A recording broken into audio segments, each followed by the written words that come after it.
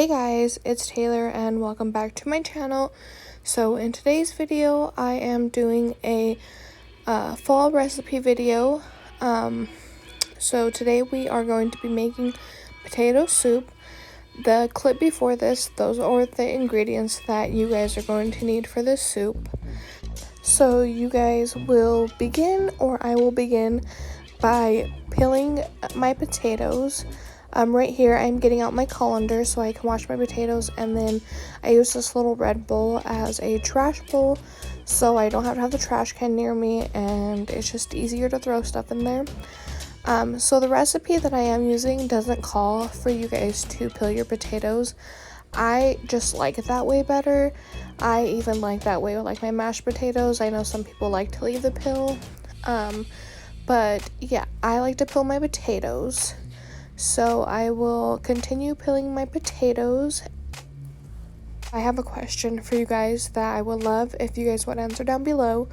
So do you guys use a knife to peel your potatoes, or do you guys use like the actual peeler, like tool device thingy? I don't know if it has a real name or if it's called a pillar or what. But obviously, as you can see, I use the pillar. I cannot use the knife. I am scared that I'm gonna cut my finger off, and I could just not get the grip on using the knife. I use the pillar for almost everything that I peel. I know my mom and my aunt and my husband's mother or stepmother, she uses a knife as well, and I just don't understand. But now I am going to cut my potato, and I usually cut them into fours, like the slices. You see how I cut it into like 6 pieces and I cut those into 4, just cubes. It takes about 4 hours to cook, so I feel like as long as you get them in, you know, good enough chunks, that they will cook either way. But yeah, I am going to finish cutting up my potato, and then I will finish prepping the rest of my ingredients, as you guys will see, and I will hop back on when I start cutting my onion and my garlic.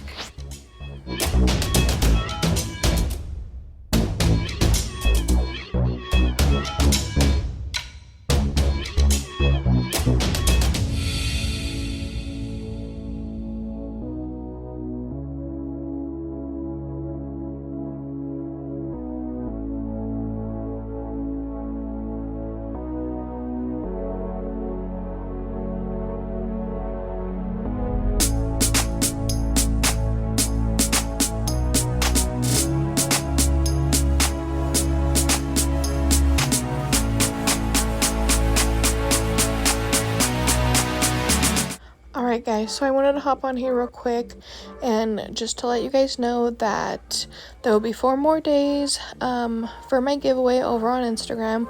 So you guys should definitely go to my bio and hit the link for my Instagram and enter my giveaway. But now I am cutting my garlic and my onion. This recipe calls for 1 like small onion, but my onion was probably about medium to large size, and I'm not really a big huge onion fan, so I just used half of the onion. Depending on, you know, if you guys like a lot of onion or if you have a small onion, you guys can definitely use the whole onion. But I was pretty impressed with my knife skills when I was cutting this garlic and onion.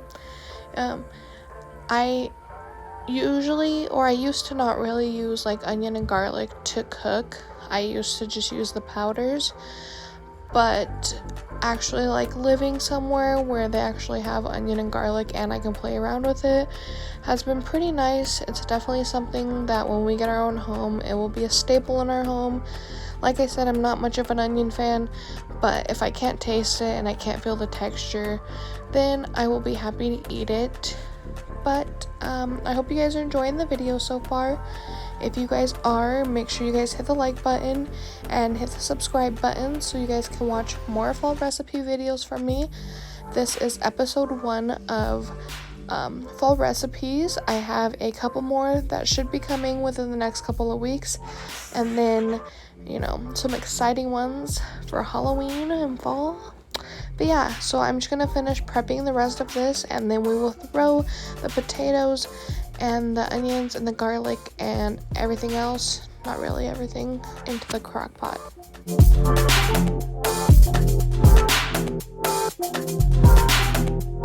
So here we are, like I said, throwing our ingredients into the crock pot.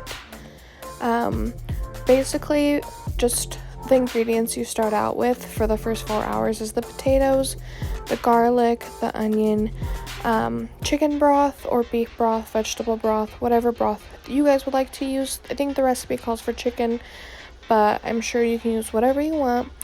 And then salt and pepper, and I added a little bit of water because I always do, but the recipe doesn't call for water.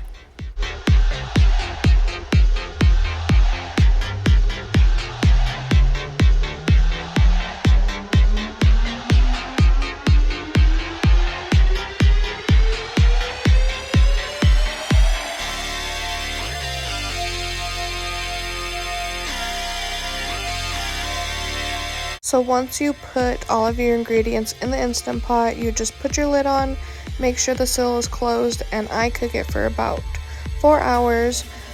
While I am waiting, I am making garlic bread right here, and I just use leftover hot dog buns that we have and some garlic butter that we picked up from the store.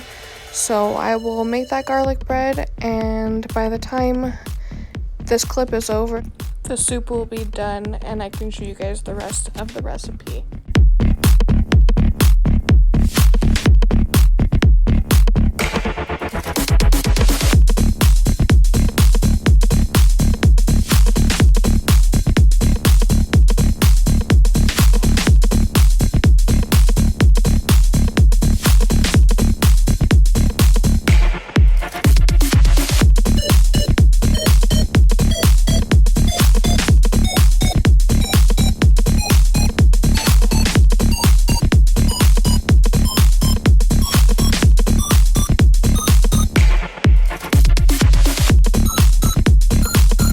So with this garlic bread, I usually put it in for about 8 minutes at 350 degrees.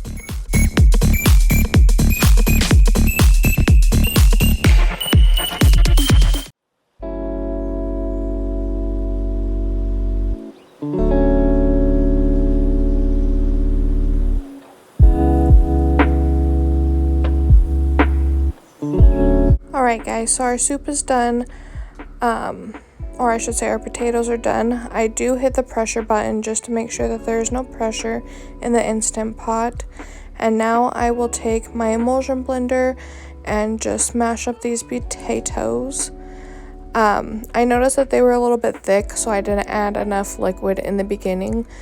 So you will see me adding some more chicken broth and some heavy whipping cream, which is included in the recipe. But if it is thick like this when you guys first are done cooking the potatoes, don't worry, you can just add more liquid or just make sure you add enough liquid in the beginning.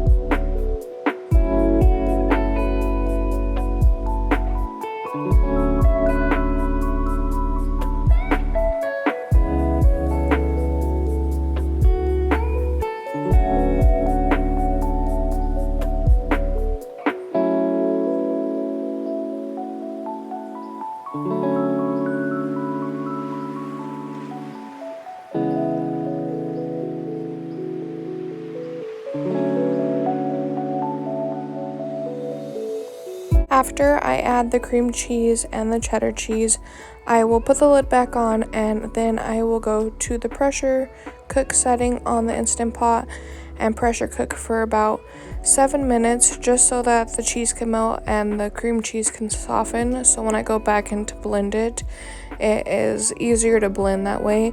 The recipe, I don't believe, says that you have to pressure cook it, but like I said, I just do it to make it easier for me to blend. And then my family loves a lot of cheese on their soup, so that about 1 cup of cheddar cheese was definitely not enough. So here I am grating some more cheese.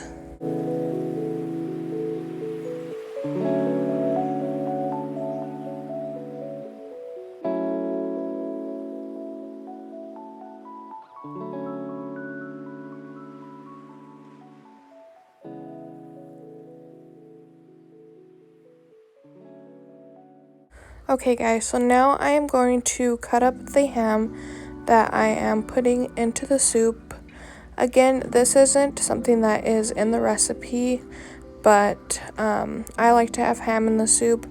Sometimes I will make some bacon and also add it, or use it for a garnish on the top, but today we just decided to have just ham in the loaded potato soup.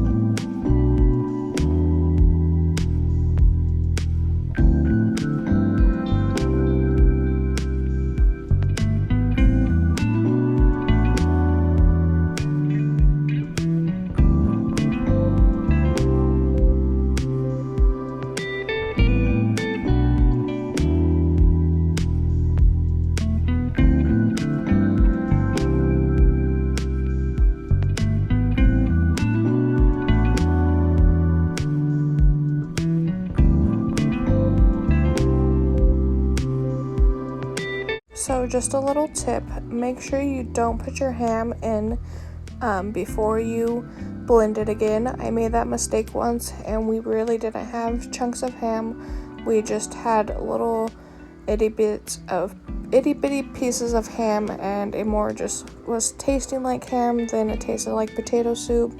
So make sure you blend it all the way and then add your ham or your bacon.